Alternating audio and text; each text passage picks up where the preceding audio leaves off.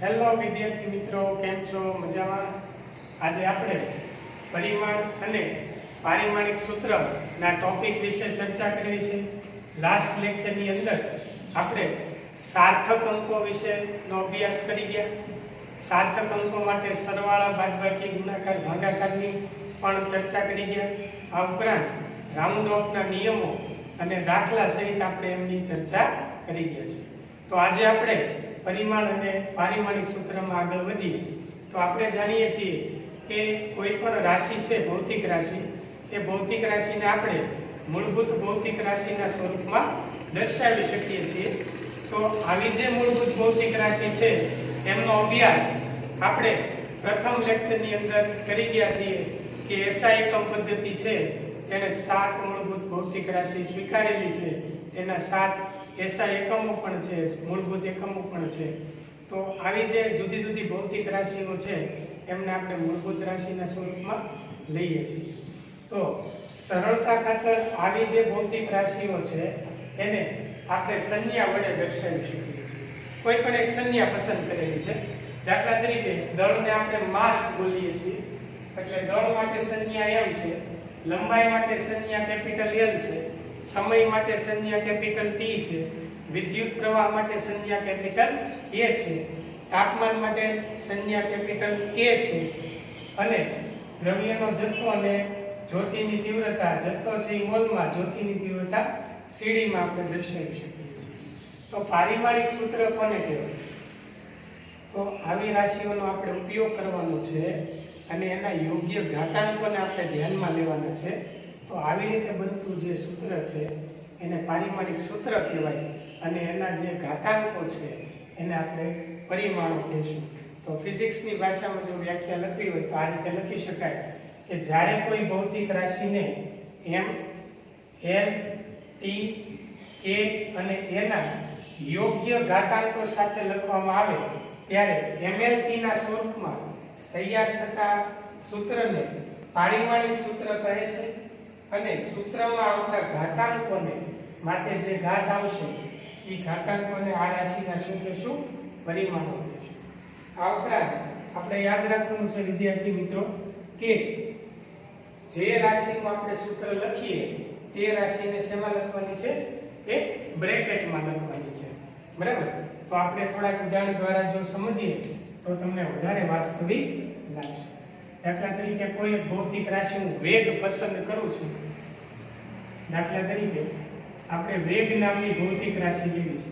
તો તમે જાણો છો કે વેગ છે એ મૂળભૂત રાશિ નથી, પણ વેગનું જે સૂત્ર તૈયાર થશે એ મૂળભૂત રાશિના કહેવાથી સંયોજનથી તૈયાર થશે. તો આપણે જાણીએ છીએ કે વેગ એટલે શું? તો આપણે 9મા ધોરણમાં ભણી ગયા કે સ્થાનાંતરના છેદમાં સમયગાળો. એટલે એકમ સમયમાં પદાર્થે કરેલા સ્થાનાંતરને આપણે પદાર્થનો શું કહીએ છીએ? વેગ કહીએ છીએ. તો વેગ બરાબર સ્થાનાંતરના છેદમાં સમય. તો મિત્રો આપણે જાણીએ છીએ કે સ્થાનાંતર છે એ લંબાઈનું માપન છે, એટલે લંબાઈનું પરિમાણ છે. એની અંદર આપણે લંબાઈ માપી શકીએ છીએ. તો સ્થાનાંતર એટલે આપણે અહીંયા લખશું લંબાઈનું પરિમાણ અને સમય છે તો એને આપણે કહીશું સમયનું પરિમાણ. તો ચાલો લંબાઈનું જે પરિમાણ છે એમને આપણે સરળતા ખાતર કયા સંકેતથી બતાવશું? L વડે બતાવશું. તો અહીં આપણે લંબાઈનું પરિમાણ એટલે અહીંયા શું લેવાનું? L લેવાનું. L ની માટે કેટલી ઘાત કરવાની? 1 ઘાત કરવાની. કાંઈ ન હોય તો 1 ઘાત કરવાની. છેદમાં સમયનું પરિમાણ. તો સમયનું પરિમાણ એટલે સમય માટે આપણે શું પસંદ કર્યું છે? Capital T. તો અહીં આપણે શું લખશું? Capital T1. ચાલો આપણે જાણીએ છીએ કે T1 ઉપર જશે તો એની ઘાત +1 માંથી શું થશે? -1 થશે. તો ફાઇનલી આ જે સૂત્ર છે એને આપણે આ રીતે લખી શકીએ L1 T -1. તો મિત્રો તમે જાણો છો કે વેગની અંદર ક્યાંય દળની જરૂર પડતી નથી, એટલે આપણે દળ માટે આગળના ભાગમાં શું લખી નાખવાનું? m0 લખી નાખવાનું, કારણ કે અહીંયા દળનું પરિમાણ આવતું નથી. પણ તમે જાણો છો દળનું પરિમાણ અહીંયા 0 થશે, કારણ કે વેગમાં ક્યાંય દળ આવતું નથી, બરાબર, લંબાઈ આવે છે તો L1 થશે અને સમય માટેનું પરિમાણ શું થશે? -1 થશે. કેમ -1? કારણ કે સમય ક્યાં છે? છેદમાં t1, છેદમાંથી જે t1 છે ને અંશમાં લઈ જાઓ તો શું થશે? t-1. તો આ રીતે mlt ના સ્વરૂપમાં યોગ્ય ઘાતાંક સાથે જે સૂત્ર તૈયાર થયું તેને આપણે શું કહીશું? પારિમાણિક સૂત્ર કહીશું. તો આ કોનું પારિમાણિક સૂત્ર થયું? વેગનું પારિમાણિક સૂત્ર થયું. તો વેગને આપણે સ્મોલ v વડે દર્શાવીએ છીએ. તો એને આપણે શેમાં દર્શાવવાનું? બ્રેકેટમાં દર્શાવવાનું. જેમ કે અહીંયા આપણે શું લખ્યું છે? જે રાશિનું પારિમાણિક સૂત્ર લખવામાં આવે તેને આપણે બ્રેકેટમાં દર્શાવવું જરૂરી છે. તો મિત્રો આ જે પારિમાણિક સૂત્ર મળ્યું એ કોનું પારિમાણિક સૂત્ર થયું? વેગનું. તો આ રીતે તમે ફિઝિક્સની અંદર તો ઘણી બધી ભૌતિક રાશિઓ વિશે આપણે 11 અને 12 સાયન્સની અંદર ભણવાનું છે. આ જે ટોપિક છે એ તમને ધોરણ 12 સુધી ઉપયોગી થાય એવો ટોપિક છે અને કદાચ ભવિષ્યમાં પણ તમે આગળ અભ્યાસ કરો તો એની અંદર પણ આ બધા જે ટોપિક છે એ અગત્યના ટોપિક છે. તો આ રીતે આપણે કોઈ પણ ભૌતિક રાશિનું પારિમાણિક સૂત્ર મેળવી શકીએ. ચાલો બીજું એક ઉદાહરણ આપણે લઈએ. તો બીજા એક ઉદાહરણની અંદર ધારો કે આપણે બળનો અભ્યાસ કરવો છે, બળનું પારિમાણિક સૂત્ર જોવે છે. તો સૌપ્રથમ આપણને એનું સૂત્ર આવડવું જરૂરી છે. તમે જે ભૌતિક રાશિનું પારિમાણિક સૂત્ર મેળવવા માંગો છો તેનું તમને સૂત્ર આવડવું જરૂરી છે. દાખલા તરીકે બળ એટલે શું કહેવાય? તો કે દળ ગુણ્યા પ્રવેગ કહેવાય. દળ અને પ્રવેગ બંનેનો ગુણાકાર કરો તો તમને જે ભૌતિક રાશિ મળે એને આપણે બળ કહીએ છીએ. બળ એટલે ફોર્સ. F = માસ ક્રોસ એક્સેલરેશન. એટલે m * a. F = m * a. આ ન્યૂટનનો ગતિનો જે બીજો નિયમ છે એ બીજા નિયમની અંદર આપણે આ જે સૂત્ર છે એ સાબિત કરશું ભવિષ્યમાં. તો F = m પરથી બળ બરાબર દળ ગુણ્યા પ્રવેગ આપણે લખી શકીએ છીએ. તો દળ છે એમને આપણે દળ જ લખશું, પણ પ્રવેગ એટલે શું કહેવાય? તો કે પ્રવેગ એટલે વેગમાં થતો ફેરફાર છેદમાં શું લખાય? સમયગાળો. મિત્રો પ્રવેગ કોને કહેવાય? વેગમાં થતા ફેરફારના સમય દરને આપણે શું કહીએ છીએ? પ્રવેગ બોલીએ છીએ. અથવા એકમ સમયમાં વેગમાં થતા ફેરફારને શું કહેવાય? પ્રવેગ કહેવાય. તો દળ ગુણ્યા વેગમાં ફેરફાર છેદમાં સમય. તો દળ એટલે દળનું પરિમાણ આપણે લેશું. ચાલો દળનું પરિમાણ એટલે આપણે અહીંયા શું લખવાનું? m1 લખવાનું, કારણ કે દળ આવે છે. અહીંયા દળ આવતું નહોતું, અહીંયા દળ આવે છે એટલે m ની માટે શું કરવાનું? 1 ઘાત કરવાનું. ચાલો વેગમાં ફેરફાર એટલે વેગને ધ્યાનમાં લઈએ. ચાલો વેગને ધ્યાનમાં લઈએ તો વેગનું પારિમાણિક સૂત્ર આપણે મેળવી નાખ્યું. તો અહીંયા ગુણાકારમાં બોલો વેગનું પારિમાણિક સૂત્ર શું આવશે? m0l1t - 1. એટલે હું અહીંયા m0 લખતો નથી, તમે ડાયરેક્ટ પણ લખી શકો અને આ રીતે પણ લખી શકાય l1t - 1.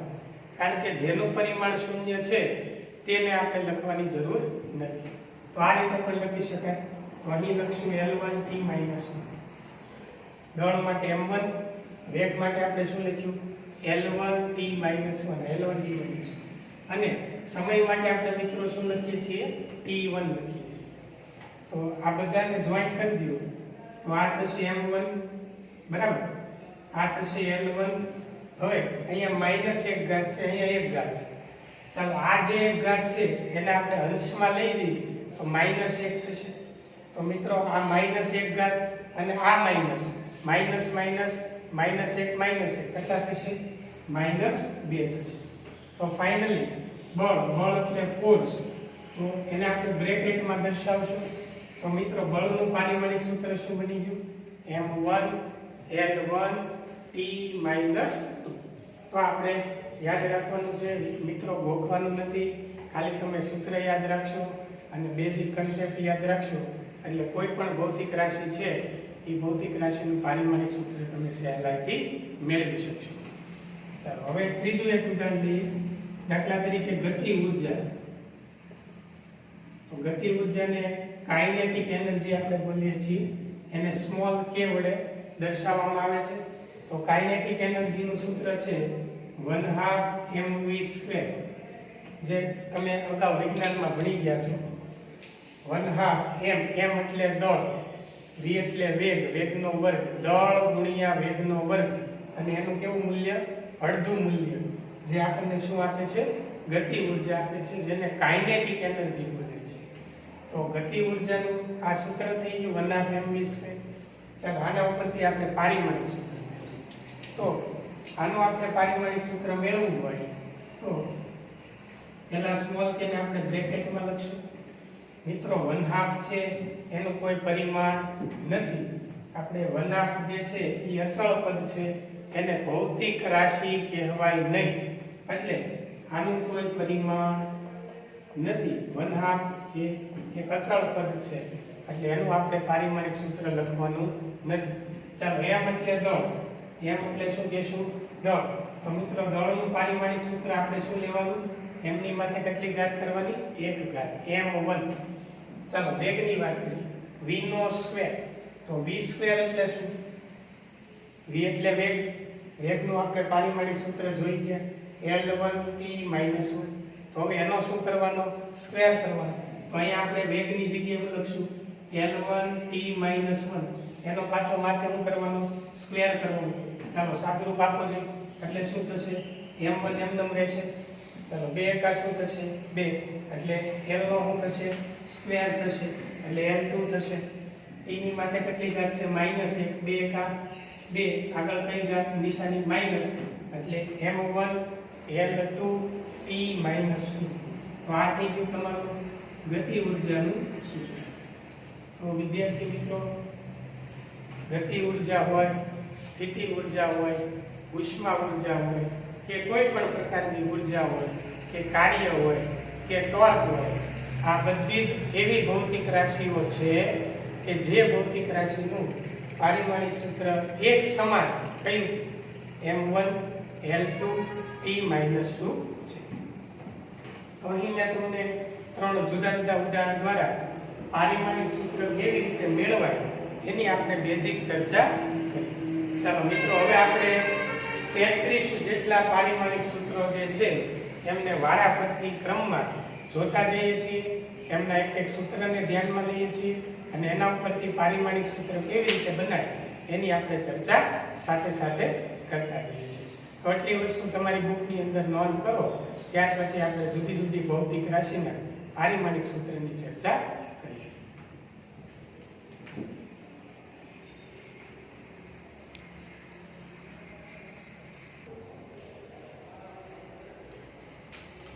ચાલો મિત્રો, હવે આપણે જુદી જુદી ભૌતિક રાશિઓ છે અને એમની અન્ય રાશિ સાથે સંબંધ અને એના પારિમાણિક સૂત્રની આપણે ચર્ચા કરવી છે.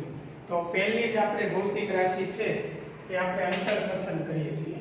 તો અંતર કયો કે સ્થાનાંતર કયો, બેનો મિનિંગ ફિઝિક્સમાં અલગ અલગ થશે, પણ બેના પારિમાણિક સૂત્ર સમાન થશે, જેને આપણે ડિસ્ટન્સ સ્મોલ d બોલીએ છીએ.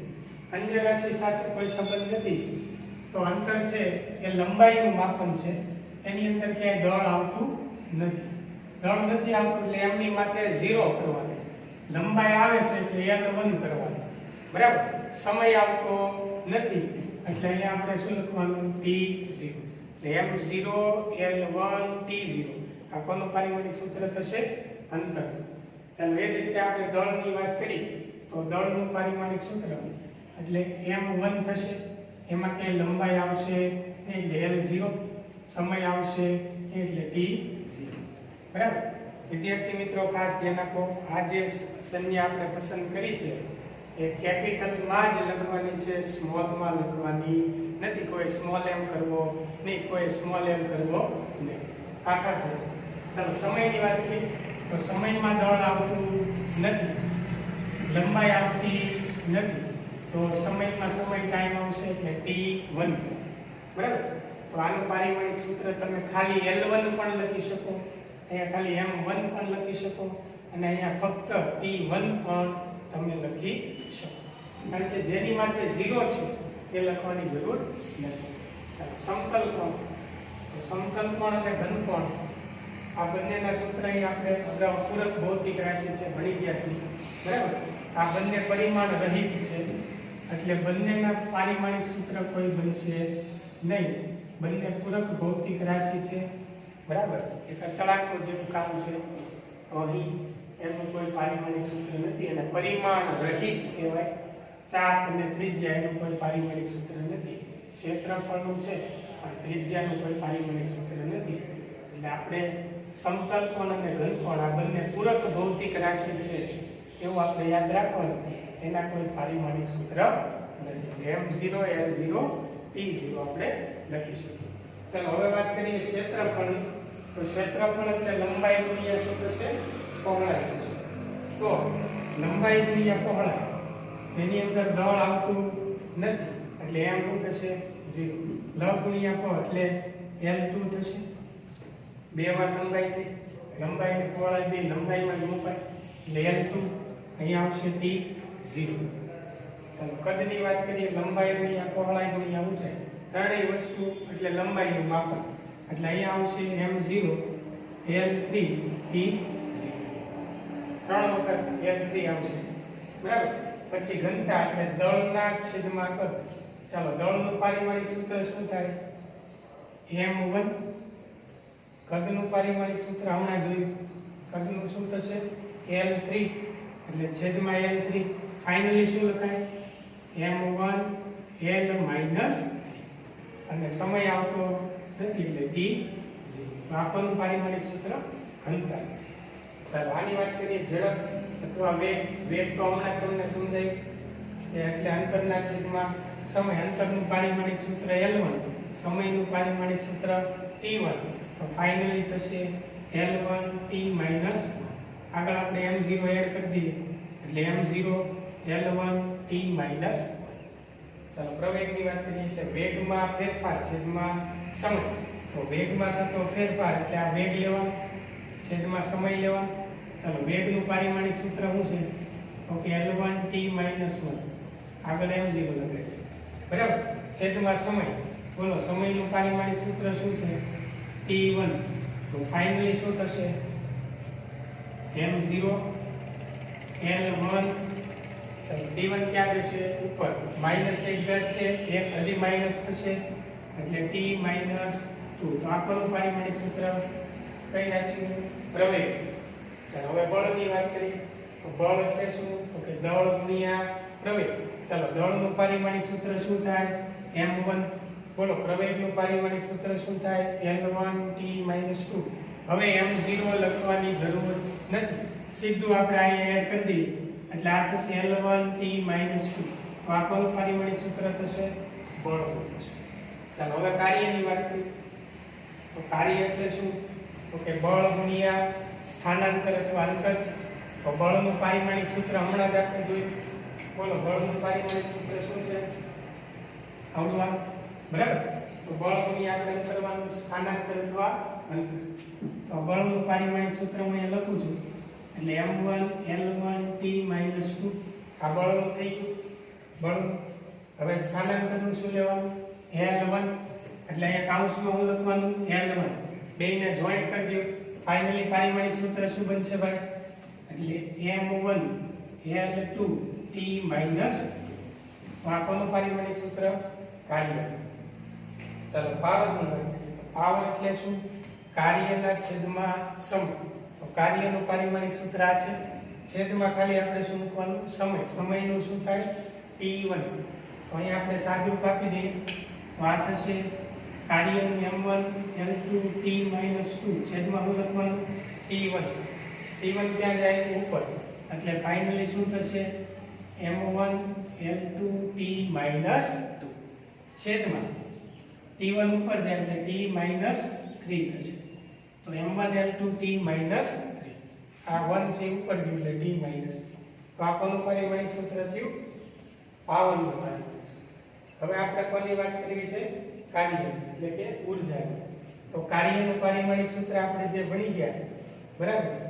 જે ગતિ ઊર્જા, સ્થિતિ ઊર્જા, ઉષ્મા ઊર્જા કે કોઈ બી ઊર્જા હોય એ કાર્ય સાથે સંકળાયેલી છે, બરાબર. તો કાર્યનું જે પારિમાણિક સૂત્ર આપણે અહીંયા હમણાં જોયું 12 નંબર એ જ આપણે અહીંયા મૂકવાનું છે. એટલે કયું પારિમાણિક સૂત્ર થશે? m1 l2 t minus. અહીંયા હું લખી નાખું છું જગ્યાને લીધે. કાર્યનું થશે m1 l2 t માઈનસ. તો કેટલી ભૌતિક રાશિ જોઈએ આપણે? 14 ભૌતિક રાશિ, એના જુદા જુદા સંબંધો અને એના જુદા જુદા પારિમાણિક સૂત્ર આપણે જોઈએ. હવે 14 પારિમાણિક સૂત્રને આધારે આપણે પાછા આગળ બીજા પારિમાણિક સૂત્રની પણ તારવણી કરી. પહેલા આટલા પારિમાણિક સૂત્ર છે એ ઉતારી નાખો.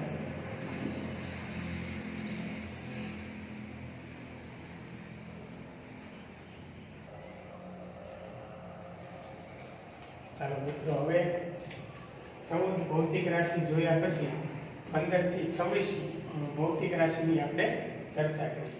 તો અહીં જુદી જુદી રાશિ એમના જે સંબંધ ધરાવતા સૂત્ર છે એ આપેલા છે. હવે આપણે પારિમાણિક સૂત્ર મેળવવાના છે.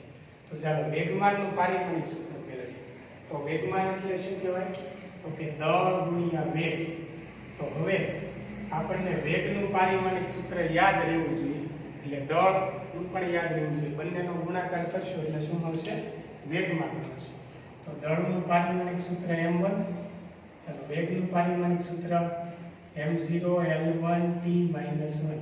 બેનું ભેગું સાદુરૂપ આપી દો એટલે આ થશે m1 m0 લખવાની જરૂર નથી, એટલે l1 t - 1. તો આ કોનું પારિમાણિક સૂત્ર થશે? વેગમાન. ચાલો દબાણ એટલે બળ ભાગ્યા ક્ષેત્રફળ. તો મિત્રો, બળનું પારિમાણિક સૂત્ર આપણને યાદ હોવું જોઈએ. ચાલો હમણાં જ આપણે ચર્ચા કરી. 5 એવા પારિમાણિક સૂત્ર આપણે યાદ રાખી લેવાના, જેથી બીજી રાશિ છે એ સરળતાથી મેળવી શકાય. જેમ કે બળ એટલે દળ ગુણ્યા પ્રવેગ F = ma L1 t - 2. આ બળ છેદમાં ક્ષેત્રફળ એટલે શું કહેવાય? L2. બરાબર ને? તો એનું સાદુરૂપ આપીએ એટલે m1. ચાલો 2 આમાંથી બાદ થશે, L ની માંથી 1 ઘાત, અહીંયા 2 ઘાત, 2 ઘાત આમાંથી બાદ થાય, 1 માંથી 2 જાય કેટલા રહે? -1. બરોબર? તો આ થશે t - 2 m. તો આ પારિમાણિક સૂત્ર થશે એ કોનું થશે? દબાણનું થશે. હવે આવર્તકાળ એટલે સમયનું શું થાય? m0 l0 t1. તો આ સમય ખાલી t1 પણ લખાય. ચાલો આવૃત્તિ એટલે આવર્તકાળના વ્યસ્તને આવૃત્તિ કહેવાય. તો આનું વ્યસ્ત કરી નાખો. આવર્તકાળનું વ્યસ્ત એટલે શું થાય? m0 l0 આનું વ્યસ્ત કરો એટલે t - 1. બરાબર? ચાલો કોણીય સ્થાનાંતર એટલે થીટા. જેમ આપણે હમણાં જોયું હતું કે સમતલ કોણ અને ઘનકોણ. સમતલ કોણ એટલે ચાપના છેદમાં ત્રિજ્યા. એનું કોઈ પારિમાણિક સૂત્ર નથી. કોણીય સ્થાનાંતરનું કોઈ પારિમાણિક સૂત્ર નથી, એટલે એને પરિમાણ રહિત કહેવાય. શું કહેવાય? પરિમાણ રહિત, ડાયમેન્શનલેસ. હવે કોણીય વેગ. હવે કોણીય જેની આગળ, જે રાશિની આગળ કોણીય શબ્દ લાગે તે ભૌતિક રાશિ ચાક ગતિની ભૌતિક રાશિ. ફિઝિક્સની અંદર 2 પ્રકારની ગતિનો અભ્યાસ આપણે કરવાનો હોય. આમ તો ઘણી બધી પ્રકારની ગતિ આવશે તમારે, પણ મુખ્ય 2 પ્રકારની ગતિ, રેખીય ગતિ અને ચાક ગતિ. તો જે ભૌતિક રાશિની આગળ કોણીય શબ્દ લાગે તેને આપણે ચાક ગતિની ભૌતિક રાશિ, રોટેશનલ મોશન. દાખલા તરીકે પંખાની ગતિ, ભમરડાની ગતિ. બરાબર? તો આવી જે ગતિ છે એ ચાક ગતિના ઉદાહરણ કહેવાય. તો એની આ ભૌતિક રાશિ છે. તો કોણીય સ્થાનાંતર એટલે થીટા, ચાપના છેદમાં ત્રિજ્યા, પરિમાણ રહિત છે. હવે કોણીય વેગની ચર્ચા કરી. તો કોણીય સ્થાનાંતર છેદમાં સમય. કોણીય સ્થાનાંતર છેદમાં સમય એટલે સ્થાનાંતરનું કાંઈ નથી પણ સમયનું છે t1. અહીં લખશું m0 l0 t0. કોણીય સ્થાનાંતર છેદમાં સમયનું શું આવશે? t1. t1 ક્યાં જાય? ઉપર. ફાઇનલી શું થાય? m0 l0 t - 1. તો આ કોનું પારિમાણિક સૂત્ર? કોણીય વેગ. આ જ રીતે કોણીય પ્રવેગ. ચાલો કોણીય વેગનું અંશમાં શું આવશે? m0 l0 t - 1 છેદમાં સમય એટલે t1. ફાઇનલી શું થશે? m0 l0 t - 2. તો આ પારિમાણિક સૂત્ર થશે કોણીય પ્રવેગ. ચાલો જડત્વની ચાક માત્રા દળ ગુણ્યા અંતરનો સ્ક્વેર. દળ એટલે m1, અંતરનો સ્ક્વેર એટલે l2. સમય આવતું નથી એટલે t0. બરાબર? ચાલો ટોર્ક એટલે બળ ગુણ્યા લંબ અંતર. બળ એટલે m1 l1 t - 2. લંબ અંતર એટલે અંતર આપણે અહીં લેશું l1. તો બેનું સાદુરૂપ આપો m1 l1 ને l1 કેટલા થશે l2 ખાસ યાદ રાખજો ઘાતનો સરવાળો થાય અને અહીંયા થશે t માઈનસ m1 * t - 2 એ ટોર્કનું પારિમાણિક સૂત્ર જે કાર્યનું હતું જે ઊર્જાનું હતું એ જ ટોર્કનું પારિમાણિક સૂત્ર આપણને મળે છે બળનો આઘાત એટલે બળ ગુણ્યા સમય બળ એટલે m1 l1 t - 2 સમય એટલે t1 બેને સાદુરૂપ આપો એટલે આ થશે m1 l1 -2 માંથી 1 જાય -1 વાહકનું પારિમાણિક સૂત્ર થશે બળનો આઘાત હવે પુષ્ટતા બળ ભાગ્યા અંતર બળ એટલે શું m1 l1 t - 2 બળનું સૂત્ર આપણે યાદ જ રાખી લેવાનું છેદમાં અંતર એટલે શું l1 સાદુરૂપ આપો l1 અહીંથી ઉડી જશે કેમ કે પરિમાણ સરખા છે એટલે આ થશે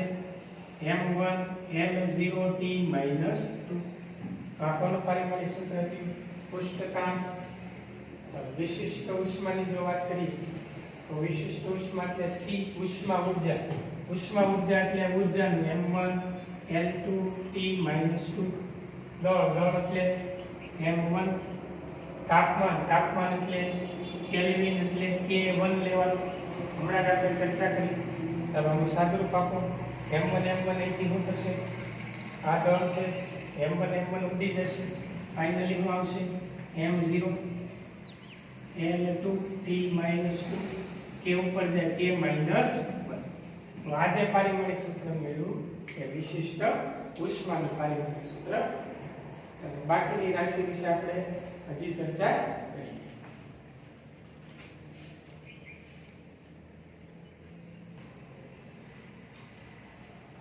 ચાલો મિત્રો હવે જોઈએ આપણે ઉષ્મા વાહકતા સ્મોલ k ઉષ્મા વાહકતા એટલે શું કહેવાય તો કે ઉષ્મા ઊર્જા ગુણ્યા જાડાઈ છેદમાં ક્ષેત્રફળ ગુણ્યા તાપમાન ગુણ્યા સમય તો ઉષ્મા ઊર્જાનું પારિમાણિક સૂત્ર હમણાં જ આપણે ભણી ગયા m1 l2 t - 2 ગુણ્યા જાડાઈ એટલે લંબાઈનું માપન l1 છેદમાં ક્ષેત્રફળ એટલે l2 તાપમાન એટલે k1 અને સમય એટલે t1 ચાલો બધાને જોઈન્ટ કરી દો ઉપર નીચે સાદુરૂપ આપો તો અહીંથી કઈ વસ્તુ ઉડી જશે તો કે એક l2 કેન્સલ થશે બરાબર તો આ બની જશે m1 l2 કેન્સલ હજી એક l1 છે એટલે m1 l1 આ 1 ઉપર જાય એટલે t - 3 -2 થાય અંદર એડ થયું -3